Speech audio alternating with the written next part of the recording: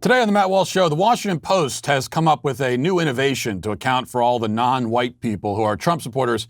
They're calling it multiracial whiteness. Yes, we'll have to figure out what that is today. Also, 5 headlines, including the media hurries to provide publicity and attention to the supposed right-wing militias who are, we're told, gathering in state capitals across the country. The funny thing is that some of them don't seem to be very right-wing. So we'll talk about that. And our Daily Cancellation will cancel a public health expert who insists that it is healthy and wise to exercise outdoors with a mask on. Is there any truth to that? We'll find out today. All that and more today on the Matt Walsh Show.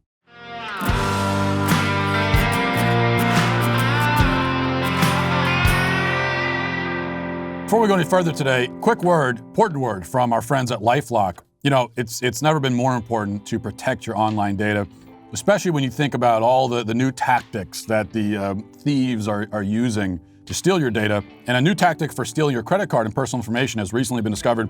This new web skimming attack, or e-skimming, injects malicious code into a compromised e-commerce website's checkout process that pulls your order information to display it on a fake checkout page that steals your information. So, you know, when you're buying stuff online, this is the kind of thing you have to worry about. And it's difficult on your own to detect this sort of thing, to be aware of it. And that's why it's so important to understand how cybercrime and identity theft are affecting our lives. Every day we put our information at risk on the internet, and you could just simply miss many of the risks to your identity if you're just monitoring your credit, looking at your bank account. I mean, the kind of things that are good to do, but it's not enough. That's why you need LifeLock. LifeLock will do all the things you can't do. LifeLock is a leader in identity theft protection. LifeLock detects a wide range of identity threats, like your social security number being for sale on the dark web, and if they detect that your information has been compromised, they'll send you an alert. And if, God forbid, something does happen, then they also have identity restoration specialists who are on staff and there to help you. So you get help on both ends of this problem. No one can prevent all identity theft or monitor all transactions at all businesses, but LifeLock can see threats that you might miss on your own. Join now and save up to 25% off your first year at lifelock.com/Walsh. That's lifelock.com/Walsh for 25% off. What do you do with someone who is seemingly unreachable? I mean, the sort of person who holds a position, defends it vigorously, and remains totally impervious to counter arguments and contrary evidence. The person who couldn't possibly be more certain of the rightness of his views and also couldn't possibly have less reason to be certain. How do you engage with this, with someone who absolutely refuses to be persuaded?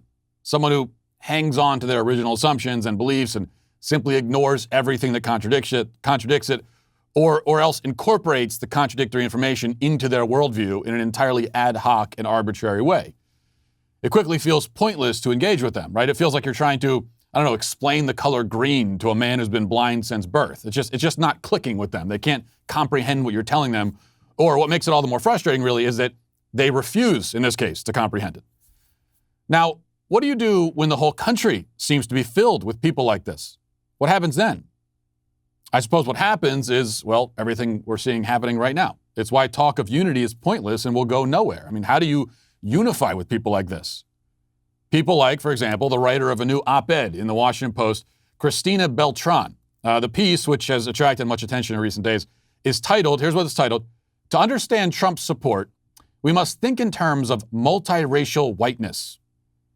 Yes, multiracial whiteness, which is, I imagine, quite similar to beautiful ugliness, hot coldness, wealthy poverty. Similar in the sense that these are all non sequiturs and make no sense. So here's some of what Cristina Beltran has to say. She says, "The Trump administration's anti-immigration, anti-civil rights stance has made it easy to classify the president's loyalists as a homogenous mob of white nationalists. But take a look at the FBI's poster showing people wanted in the insurrection assault on the U.S. Capitol. Among the many white faces are a few that are clearly Latino or African American." Yes, white faces that are clearly Latino or African American. White faces that are African American. This reminds me of when I stood in line at the Cinnabon alongside many skinny people who were clearly obese. In fact, based on my diet, you may say that I'm the reverse. I'm an obese person who is skinny. These things can happen. Anyway, continuing, it says, "Such diversity highlights the fact that President Trump's share of the Latino vote in November actually rose over 2016, notwithstanding years of incendiary rhetoric targeting Mexicans and other Latino communities. Yes, Trump's voters and his mob are disproportionately white, but one of the most unsettling exit poll data points of the 2020 election was that a third of Latino voters voted to re-elect Trump. And while the vast majority of Latinos and an overwhelming majority of African-American voters supported the Biden-Harris ticket and were crucial to its success, many black and brown voters have family and friends who fervently back the MAGA policy agenda, including its delusions and conspiracy theories. One of the organizers of the Stop the Steal movement is Ali Alexander, a Trump supporter who identifies as black and Arab. The chairman of the neo-fascist Proud Boys is Enrique Tarrio, a Latino raised in Miami's Little Havana who identifies as Afro-Cuban. So here's the problem all laid out, right? People like Beltran have decided that supporters of Trump and his policies are a homogenous mob of white nationalists. That's the position they've staked out. It's the assumption they've made. It was never based on any evidence. It never had anything to do with the actual reality of the situation, but this is what they decided. And then comes the counter, the evidence to the contrary, the fact that, as is acknowledged here, there are plenty of people who support Trump and his policies and yet are not white. How do you account for that?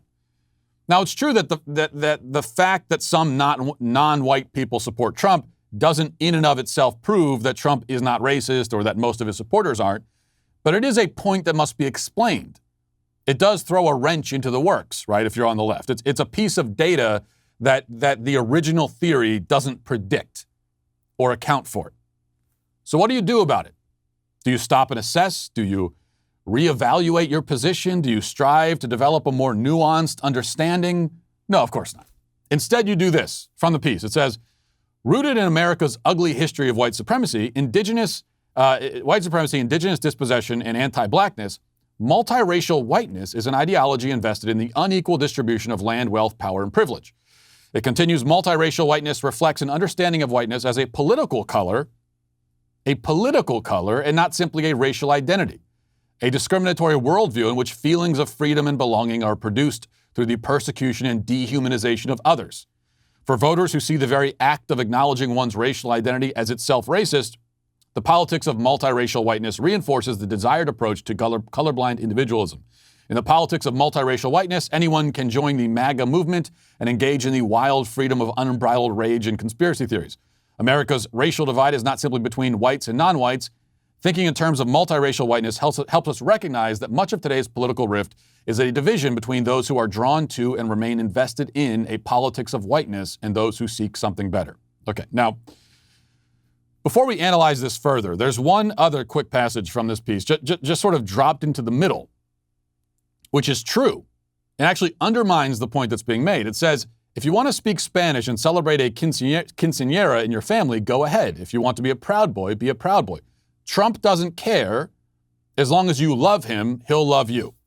Yes, that part right there, that is a correct summation of Trump and his approach to people. That's actually true. Love him and he'll love you. Hate him and he'll hate you. In fact, well, it's more love him and he'll love you. Criticize him and he'll hate you. Doesn't even matter if you actually hate him. If you criticize him at all, he'll hate you. I'm not going to pretend that this is the best way to be or the best way to live, but it's clearly how Trump approaches things. And it means he's not racist because his decision to hate or love you has nothing to do with your race, ethnicity, sexual orientation, or anything else. Any of your identifying characteristics. That doesn't matter to him. What matters to him is how you feel about him and what you say about him. Period. That's all. Say what you want about that disposition, but you can't call it racist because race has nothing to do with it. The writer of the article notices this about Trump's and takes note of it, acknowledges it, but then proceeds right along with her original thesis. That thesis, as we recall, is that Trump and his supporters are all racist white supremacists. What does she do about the fact that many of Trump's supporters aren't even white? Well, not to worry, she can just turn them into sort of honorary white people. They're white people politically. They engage in the politics of whiteness, whatever that means. Notice, of course, the outrageous, over-the-top, in-your-face racism on display here. I mean, this is the irony that we're all accustomed to by now. The people who rail against racism tend to be the greatest examples of what they're pretending to oppose. And here she is equating whiteness with evil. Really, her point is that a black person who is evil and bigoted and bad, in her view, is really white because of that. This is just about the most racist possible view a person can hold and express, and she's given a column in the Washington Post to express it. It goes without saying, though, of course, this does not go the other way. a white person who has all the correct views by the writer's standards does not get to lay claim to a multiracial blackness. You know, they don't get to be considered a black face that is white. The Rachel Dolezals of the world are cast aside, despite the fact that they're simply adopting and living by the ideas and the philosophy expressed in this article. But, you know, that's the great thing about being impervious to reality and unwilling to abandon your original assumptions. You don't have to worry about being consistent. You don't even have to concern yourself with basic coherence. You can just make up your worldview as you go. And that is how the writer of this article has chosen to live. And sadly, very sadly, she is far from alone. Now let's get to our 5 headlines.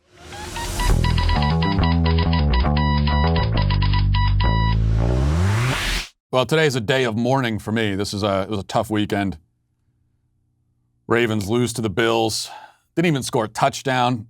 I think the final score, what was the final score? 21-3 or something? I blocked it out of my mind already. I just zoned out. Terrible, terrible stuff. And you know what? You know what the thing is, though? It's not fair. It's not fair. Lamar Jackson goes down with a concussion. You know, Justin Tucker, the great field goal kicker of the Ravens, you know, he's going to be in the Hall of Fame. He's the most accurate kicker of all time. He misses two kicks. It is not fair, I say. Not fair. In fact, here's what I think. Mike Pence needs to decertify the results of this game. It is unconstitutional, illegitimate. I'm calling on Mike Pence to do the right thing and decertify these results.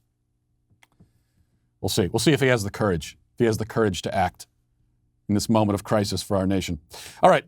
Number one, we've been told about the right-wing militias who are going to be storming the capitals across the country. Well, one such group showed up at the Michigan State Capitol, and they held a press conference. Okay, and the media also showed up to cover this press conference. But we're going to listen and watch this because there are just some odd details about this right-wing militia. Maybe you can pick up on some of it, but here it is. Listen.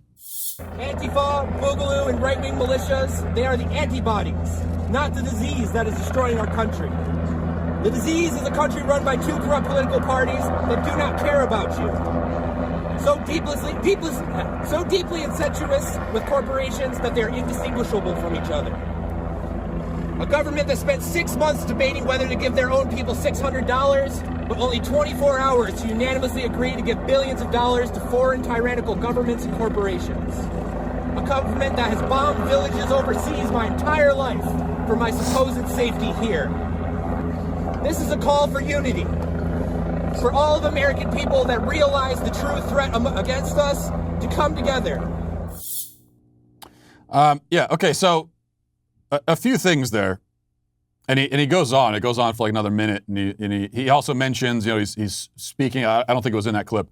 He's speaking out on behalf of the mothers who've lost children to police brutality. He mentions that among other things. Now, so a few things. Number one, you've got a few yahoos standing in front of the Michigan State Capitol with their, you know, with their gear on and everything, and then you got this swarm of media people, cameras in their face. I mean, this guy, who is this guy? I don't know who this guy is, right? He's holding a press conference, and the whole media shows up to cover it. Why are they covering it? How is it, whatever this guy is saying, why is that news? Well, I mean, you can arrive at your own conclusions. But I'll just say this. The media is not giving all of this attention to these people because they want to quell unrest or because they want less of this. That's not how that works. If they really wanted less of it, then they would just starve these people of attention. I mean, that's how, if you want the people that were at the Michigan State Capitol, if you want them to go away, then what you do is just ignore them. You let them stand outside, and you just ignore them. And if they're giving a press conference, he's giving a speech that he's reading off his phone, you ignore it. And then eventually they would go home because they're there for the attention, right? Well, the media knows that, but no, they want more of it because it's great for ratings. And also, it's great ideologically for them because they could try to put all this on the right. But the other interesting thing is that Okay, you got this guy. You heard some of what he said there. And he's carrying a rainbow flag, a gay pride flag. The person right next to him is wearing a BLM hoodie. So you've got a guy with a rainbow gay pride flag, someone with BLM gear, and he's ranting about, corporations and police brutality. It says a few things in there that if you're on the right, you might agree with, and then a few things if you're on the left, you agree with, and a few things that probably everybody would agree with. The stuff about, they're not doing enough to help people during the shutdown. Okay, most people agree with that, so that's a general sentiment. But how is this right wing, is my question. You could make an argument for it being left wing. You could make an argument for it being neither. It's not really in the binary, as we like to say these days. I don't see right wing. A guy in a rainbow flag standing next to a BLM person talking about police brutality. That to me is not what I imagine when I imagine right-wing militia. Maybe it's just me. All right, number two. Look, I give the media a hard time. I just did there again. But the truth is, we do need the media. We need them to fight for truth and justice, to ask the tough questions, to get down to what really matters. I mean, these are the firefighters, right, in the media. These are the people who fight the fires. And if the fire is falsehood, they come in with their hoses of truth and save the day. And I think that's what we see in this CBS interview with Kamala Harris. I think we see a lot of that. It's really admirable stuff. So let's listen. And we had to ask about that fashion choice, surely a first for a vice president, the Converse Chuck Taylor sneakers, the Chucks. I got to tell you, when you walked in, I checked out, is she wearing them? You're not wearing your Chucks today. No. What is the story? It became a story. I've always worn Chucks. It's my casual go-to. I, grew up with Chucks. I just love them. They're comfortable. I can attest. There is several closets full of them. He's exaggerating. But, this wasn't just something that she started doing on the campaign. And when I met her, it was Chucks and jeans. When she met the kids, and what did it say to you? She's down to earth. People ask me all the time, what's she really like? I said, she's shockingly normal. I think that is really an extension of who she really is. An extension of who she really is are her shoes. What did it say to you when you saw her wearing those shoes? First of all, the honest answer from any man, if you're asking a man, what is your wife's shoe choice? What does it say to you? The honest answer from any man is, it says nothing to me. I've never noticed. Okay? I've never noticed the shoes that she's wearing in my life ever. For all I know, my wife wears Chuck Taylors every day. I have no idea. It's not the kind of thing you notice as a man or care about. We're supposed to believe when they first met, he saw those Chuck Taylors and he said, she's down to earth. This is the woman of my dreams in those Chuck Taylors. Oh, it just became, how did Kamala Harris's shoe choice become a story? It just developed organically, right? No, it became a story because the media made it into a story. Nobody else cares. The media is obsessed with this. This is like the 15th profile they've done of Kamala Harris's shoes. At least if they were interesting shoes. Maybe if she was wearing disco platform shoes or something, I could see it. But not this. And by the way, also today from the media, I saw this headline. The headline was, "All the times Joe Biden's love for ice cream melted our hearts." Now, in fairness, this was from E! Online, the entertainment channel, so you don't really expect hard-hitting journalism from them. But even that, I mean, compare the way the media is in love with the fact that Joe Biden eats ice cream all the time, and compare that with the fact that, with Donald Trump eating fast food. We never got any headlines about all the times Donald Trump's love for Big Macs melted our heart. No, in that case, it was, this gross, disgusting man with his unhealthy eating, making a mockery of the obesity epidemic. So get ready for a lot of this kind of thing. Number 3, Alexandria Ocasio-Cortez is putting her foot down once and for all. So you better listen up because she is serious this time. Here she is. Listen. What we saw last week was not just a violent coup attempt. But we also saw a dereliction of duty and a betrayal of our country and a betrayal of the oath that we swear. And that is why I have demanded the resignations of Senators Ted Cruz, Senators Josh Hawley, Republican minority leader in the House, Kevin McCarthy. Yeah. And, and I will counter that by saying I demand the resignations of Alexandria Ocasio-Cortez, Joe Biden, Kamala Harris, Mark Zuckerberg, Colonel Sanders. I demand everyone's resignation. This is, we can make jokes about it, of course. It's just this impotent, I demand the resignations of all the Republicans in Congress. I demand it. I want your resignations on my desk tonight.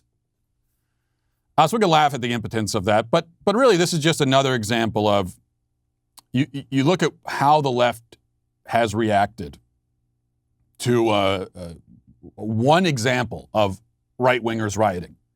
Okay, we had precisely one example of that, period, in memory, and this is how they react to it. They're shutting everything down, demanding resignations of everybody. Donald Trump was kicked off Twitter. They impeached him. Just wiping out millions of conservative accounts. They've occupied D.C. with the military. This is how they react to one on the left. Now compare that to how the right reacted to months and months and months of left-wing rioting. Nothing. They didn't do anything. And they had the power to do things. They were in a position of power. They did absolutely nothing. So if you want to understand the difference between the left and right, between really Democrats and Republicans, that's it right there. One example of right-wingers rioting, a small percentage of the people that were at the rally engaging in this behavior. And what do the Democrats do? They just shut everything down, occupy the city, impeach everything, right? They go absolutely nuclear in response to it. And Republicans, very, very tolerant and patient. If you're on the left, you can just riot all you want. We don't want to overstep bounds. We don't want to do anything. Donald Trump, in fairness, he did tweet law and order in all caps. He tweeted that many times. And conservatives made excuses for that. They said, what else do you expect him to do? He's only the president. He can't do anything else. So he's just trying to be respectful. And what do you think? Let me ask you, what do you think Joe Biden is going to do? If this becomes a semi-trend of small pockets of, Trump supporters or people that at least could be, at least they can claim are Trump supporters rioting or engaging in this kind of behavior. If this becomes even a semi-trend, we don't even have to talk about hundreds of riots like we had on the left. If there are even just a few of them through the first few months of Biden's tenure, how do you think Biden's going to react to that? Or at least how do you think the Biden administration is going to react to that? I mean, they will be occupying cities. They're going to move the military in. They're going to come down with an iron fist. They're already doing it. Because they can. And why would they react that way? Because they can. Because they have the power to do it. And so they will. When Republicans have the power to do it, they just don't. And they make excuses for it. And then when they no longer have the power to do anything, that's when they pretend that if they only did have the power again, this time they would do something. Okay, number 4, a treasure trove of newly unsealed CIA records, this is from the Daily Mail, of newly unsealed CIA records has revealed chilling accounts of hundreds of UFO sightings across the globe dating back to the 1950s, along with international intelligence agencies' efforts to understand them. The XXXX dossier, with nearly 3,000 pages of documents about unidentified aerial phenomena, was published on the Black Vault website last week. That's what they call unidentified aerial phenomena, UAP. They use that instead of UFO. You're not going to fool us, government. We know what you're doing. Thousands of paranormal enthusiasts have already started pouring through the collection of more than 700 individual documents, according to Black Vault's founder, John Greenwald. The CIA purports that the files account for its entire collection of declassified UAP intel. I'm just reading through this as you are to get to where's the good stuff. Maybe I should have read this before I went on the air. It says Russian airliner crew. So just some examples of some of the stuff. Now, this is thousands of pages, and no one's been through all of it yet. So maybe the smoking gun, as it were, is in there somewhere. But it says Russian airliner crew describes coming within 50 kilometers of a yellow disc shooting beams of light in Belarus in 1985. So that's one. Bunch of stuff from Russia in the 80s of weird sightings. A Swedish pilot and flight mechanic spotted a completely unorthodox metallic object flying at the speed of sound outside Stockholm in 1953. A CIA report from April 1954 includes 3 newspaper articles about a purported UFO sighting 5 months earlier in Sweden. Okay, so this is disappointing. This is depressing. This is almost as depressing as the Ravens' loss. This is just a bunch of rehashed, reheated material right now. Maybe the good stuff is in there, like I said. It is a lot. It's a lot of stuff. It's a lot of information. And there have been a lot of sightings like this. But really, what you always have to do, right, if you want to decide if you believe something or not, believe a claim, such as the claim that UFOs exist. UFOs exist as in actual alien spacecraft exist and have visited the Earth. So if you want to judge that claim, you have to judge the evidence, the available evidence, against what you expect the evidence would be if it were true. Which is a very unscientific process, but that's kind of the way you have to do it, right? Because there's a lot of evidence. This does count as evidence. All these claims, these supposed eyewitness accounts, we got thousands and thousands of them. Some of them more impressive than others. We got some video, and there's no denying that is evidence of UFOs. Now, whether it's compelling evidence to you is really going to depend on whether or not you think that if UFOs were really visiting the Earth, is this the kind of evidence we would have? Or would we have something far more compelling? And you could make the argument that, if UFOs, if aliens were coming to Earth and they didn't want to be detected, this is probably about what you would get. If they wanted to land and make a big show of it, then we'd all know that, and there'd be pretty firm evidence of that. But outside of that, if they don't want to be detected, then probably what you'd end up with are a bunch of random sightings like this, a few pieces of video that are kind of compelling, but that's it. So in other words, I go back to my original assumption, speaking of sticking with our original assumptions, that UFOs are real. Okay. 5, from Politico, at least 3 Trump family members are either considering runs for office or being urged to do so, according to well-connected GOP operatives and Trump family allies. Top party officials say that Laura Trump, wife of the president's son Eric, is actively contemplating a run for the Senate in North Carolina. The president's eldest son, Don Jr., is eyeing a future in politics as well. But then it goes to, this is what I'm really focusing on. It says, and this is Politico, so of course, grains of salt and all that, but it says, the newest and most buzzed about possibility, however, surrounds the president's daughter, Ivanka.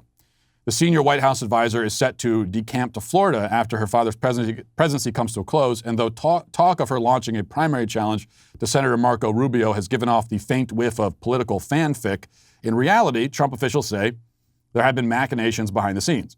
One person in contact with the president said that Jared Kushner is viewed as working single-mindedly to protect and promote his wife's political career. Can I just tell you right now, and I will start this movement unapologetically, I am #never Ivanka.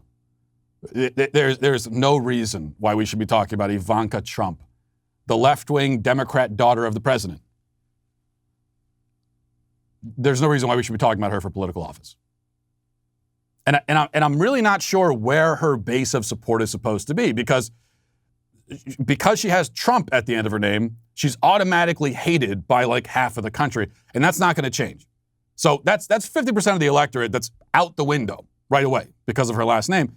And then what about the other half? Well, yeah, there's going to be a certain portion of people who love Trump so much that they would embrace a Trump monarchy, and they're fine with the political dynasty, and hey, if it's Trump, I like it. But that's a minority. I think the majority of Trump supporters and conservatives generally are going to look at this and say, well, she's a Democrat, she's left wing, we don't share the same ideas at all. Why would I vote for her? Just because your daddy was the president, that doesn't qualify you for any political office at all. So it seems like she is uniquely positioned to be hated by almost everybody. That's just my political analysis of this. I mean, what do I know? I could be wrong. That's the way it seems to me. And I'll also say that just general principle here, I think political dynasties are honestly the most un-American thing you can possibly conceive of. Now, unfortunately, they're also common in America, so I call them un-American, but in another sense, they are very American because they've happened a lot. We know of recent political dynasties, Bush, Clinton, etc. But they are in spirit the most they're what we tried to get away from. It's one of the reasons we have this country, is to get away from this. The fact that you're related to a person in power doesn't mean that you should also be in power, especially if you're Ivanka Trump. All right. You know, owning a pet is not all just fun and games. It's also a responsibility. If you have a pet, then you have a responsibility to care for it, even if it's not your pet, but you're living in the same house. That's in my case. My wife's cat. I have to room with my wife's cat. That is a guest in my house. And what I found is that even I am in a position where I have to take care of the cat, even if it's not my cat. And that's why it's so great to have PetSmart. From the beginning of the pandemic, PetSmart has remained open, making sure you can get everything your pet needs right when you need it at over 1,600 convenient locations. PetSmart stores and grooming salons offer digital check-in, curbside drop-off and pickup, and contactless payment. And now PetSmart offers free same-day delivery through January 31st. So you can get everything your pet needs right to your door, right when you need it. You can't beat that. PetSmart's associates really love pets, and they care for them, and that's a big part of why they work there. And if you go to PetSmart, you can really tell that's the case. PetSmart makes it safe and easy for you to care for your pet too, online or in stores. If you're interested in contactless shopping, just order online at PetSmart.com or on the PetSmart app and enjoy easy curbside pickup or free same-day delivery through January 31st. Get everything your pet needs. Go to PetSmart.com for more details. Again, that's PetSmart.com for more details. And also, you know, last Thursday was a big day for the Daily Wire as we have made our entrance into the entertainment content space with our first feature film, Run, Hide, Fight. It's a movie that, I've been telling you, everyone here at the Daily Wire has been telling you that it's a really effective thriller and just a really solid, really good movie. But you don't have to believe us. Just go look at what the people are saying. The people have spoken. And in fact, I went on Rotten Tomatoes, and the last I checked, it was something like, you go to Rotten Tomatoes, you can see what the critics are saying versus what people are saying. And it's something like general audience reviews, like 95%, and then the critics give it a 14% grade. And anytime you see a disparity like that, first of all, it's going to be a good movie. And there's a reason why the critics are giving it a bad review, and it's not because of the quality of the content. It could be that, they don't like the fact that the Daily Wire has anything to do with it. But that's why you need to check out this movie. If you aren't a member yet, use promo code RHF to get 25% off. That's RHF for 25% off. Please be aware this film is not political. It is intense. It's for mature audiences only. And so it's not a movie you sit down and watch with your kids. But we picked this movie after Hollywood refused to. Critics may have given it a 14% rating. It's right here on Rotten Tomatoes. But we're receiving positive responses from thousands of people since the premiere last Thursday. So now's your chance. We're excited to bring you great stories that Hollywood refuses to tell, and we hope you'll join us and become a member today at dailywire.com. Remember, you get 25% off when you use promo code RHF. So go watch the movie now, and let's get to our daily cancellation. Today, for our first cancellation of the week, we'll be devoting the coveted Monday cancellation to Bill Hanage, or Hanage. I'm not really sure how to pronounce it. Let's just go with Hanage. He's a professor at Harvard T.H. Chan School of Public Health. He's one of the many prestigious public health experts that we've heard so much about. But like many other public health experts, he seems to struggle with the health and expert part of that job.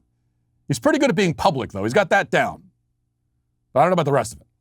As such, he tweeted this weekend a picture of himself looking sweaty and haggard in a face mask with the caption, "Yes, I wore a mask while running earlier." So he went running with a mask on, and then he stopped and took a picture and bragged about it. Hanage's also made TV appearances to brag about wearing a mask while running. Here he is on a show in, I assume, Ireland, and here's what he had to say. Listen.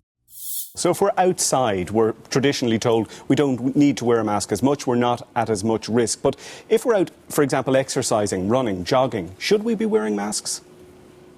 I think that's a really great point. You're absolutely right that the risk of transmission outdoors is much, much lower than it is indoors. This virus loves it indoors. But if you are going to be outdoors, then it's quite sensible to take a mask with you. If you're out jogging, you can take it down and pull it up if you see anybody. You should take it like, think of it like this. You wouldn't leave the house without your wallet, your car keys, or your phone. Try not leaving the house without a mask. What about convincing people to do that? Because we see some level of resistance. Wearing masks whilst exercising it's a big step, is it not? Well, I can tell you personally that I run over a mile on a regular basis wearing a mask, and it doesn't really cause me a great deal of bother. The other thing I need to say here is that if we can persuade people to do it, that's great. The more people we can persuade, the better.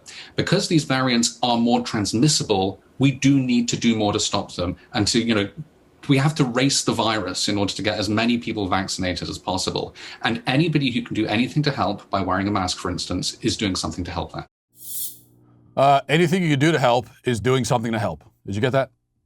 That's good advice. Now, in a thread on Twitter, Hanage further defended his choice to wear a mask while running outdoors, and his argument essentially boils down to 2 points. Number one, he says there's still some risk of contracting or spreading COVID outside, so it's smart to wear the mask. And number two, wearing the mask is a show of solidarity with other mask wearers. He really said this. It's a show of solidarity.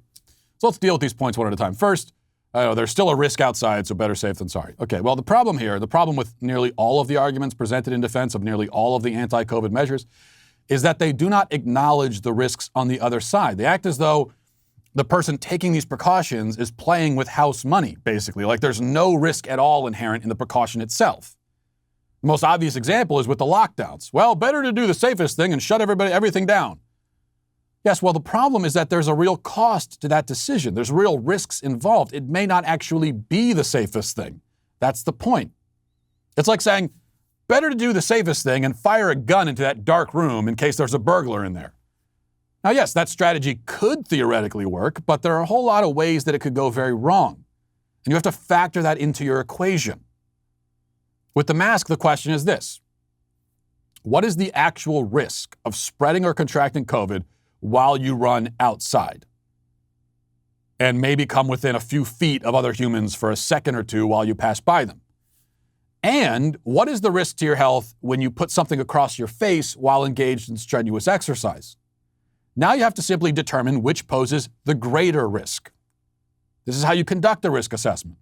You need all the inputs. You can't possibly come to the right conclusion if you're only accounting for risk from one direction. And as far as that goes, the World Health Organization has this to say, quote, this is what they say, fact, people should not wear masks while exercising as masks may reduce the ability to breathe comfortably. Sweat can make the mask become wet more quickly, which makes it difficult to breathe and promotes the growth of microorganisms. The important preventive measure during exercise is to maintain physical distance of at least 1 meter from others. Now, if I could translate here and simplify, wearing a mask while exercising is gross, disgusting. You are breathing in your own sweat and bodily fumes. You are saturating a piece of cloth with your perspiration and then breathing through it. See, I actually don't need the World Health Organization to tell me that that's unhealthy. I know it's unhealthy because I understand a basic health rule. Now, I'm not a doctor, okay? But I'm pretty sure this is actually like the number one health rule. It's right. This is it. Breathing is good. You need to be able to breathe. Things that hinder breathing are usually bad. And if that thing is a face muzzle soaked in your own bodily fluids, it's especially bad. And his second point about wearing a mask for solidarity is so dumb that it probably doesn't require refutation. But I will say this. Speaking of solidarity, I would rather show solidarity with people who are not paranoid lunatics. I want to show solidarity with people who are willing to stroll down the street without a mask. People who have at least the minimal courage and boldness to walk outside their house and take a breath of fresh air unfiltered. Now, those are the people with which I claim solidarity. Not the cowering hypochondriacs who treat oxygen like it's radioactive, who can't even walk to their mailbox without a hazmat suit. So, That's why this public health expert, like so many others before him, in accordance with tradition, is canceled. I certainly do not have solidarity with him. So he is canceled. That's going to do it for the show today. Thanks for watching, everybody. Thanks for listening. Have a great day. Godspeed.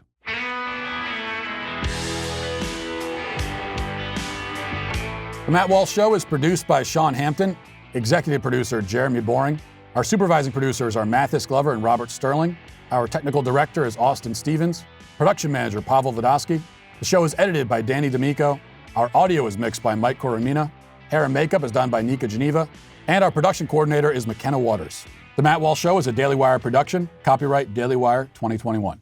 Today on The Ben Shapiro Show, the quest to quash dissenting viewpoints continues. Joe Biden unveils his radical plans as the media praise him to the skies. That's today on The Ben Shapiro Show. I hope you'll give it a listen.